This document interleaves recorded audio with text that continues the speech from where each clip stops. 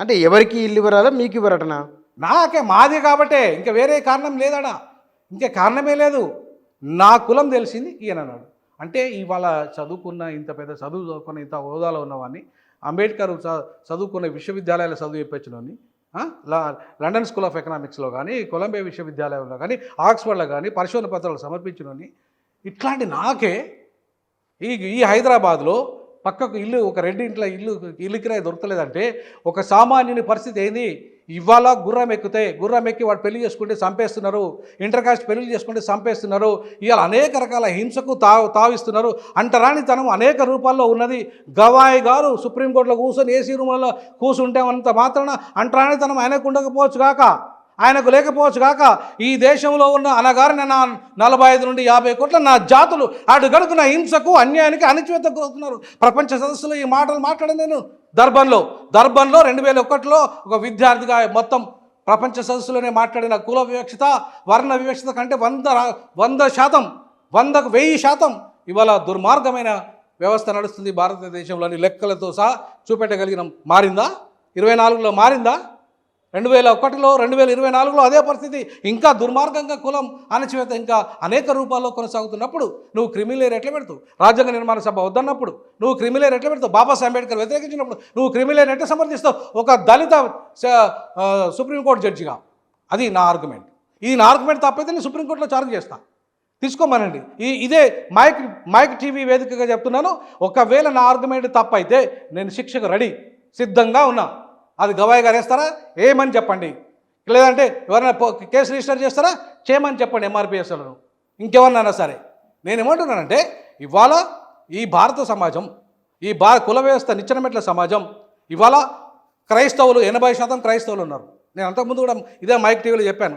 దళితులలో 80% క్రైస్తవులు, ఒకవైపు రిజర్వేషన్లు ఇయ్యనని చెప్తున్న మోడీ వర్గీకరణ చట్టంలో వర్తిస్తుందా వాళ్ళకు? క్రైస్తవులకు వర్తిస్తుందా? 80% దళితులలో, మాదిగలలో నేను చెప్పేది. ఈవెన్ క్రైస్తవులు మాలలలో కూడా ఉన్నారు, 80% మాదిగలలో ఉన్నారు. ఈ 80% మీరెట్లా చెప్తారు? నేను లెక్కలు తీసిండ్రా ఏమన్నా? ఎట్లా లెక్కలు తీసిండ్రా? రిజర్వేషన్ ఉన్నది. హిందూ వ్యవస్థ తీర్చ ఎవరైతే కుల హింసకు గురైనరో వాళ్ళకి రిజర్వేషన్. క్రైస్తవ మతం పైన కుల హింసలైనా ఉంది. ఇవన్నీ మళ్ళీ హిందూ వ్యవస్థలో వాస్తవాలు ఆర్గ్యుమెంట్ కాదు. ఇది ఛాలెంజ్ చేస్తున్నా, వాస్తవాలు అంటున్నా. ఎందుకంటే నేను మా అమ్మమ్మ నేను ఒక మాట చెప్తాను. సార్ ఒకటి, మీరు ట్రైన్ టికెట్ తీసుకుని బస్సు ఎక్కొద్దు, ట్రైనే ఎక్కాలి. Very simple.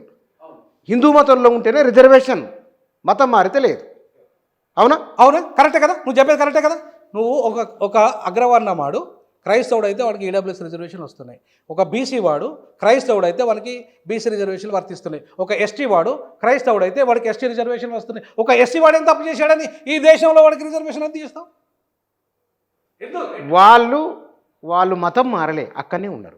మతం మారినరు. జగన్మోహన్ రెడ్డి క్రైస్తవుడు, షర్మిలారెడ్డి క్రైస్తవురాలు. ఇవాళ ఈడబ్ల్యూఎస్లో చాలామంది క్రైస్తవులు ఇవాళ తీసుకున్నారు. వాళ్ళ క్రైస్తవ సర్టిఫికేట్ ఉంది, క్రిస్టియన్గా ఉన్నారు, ఈడబ్ల్యూఎస్ తీసుకుంటున్నారు వాళ్ళు.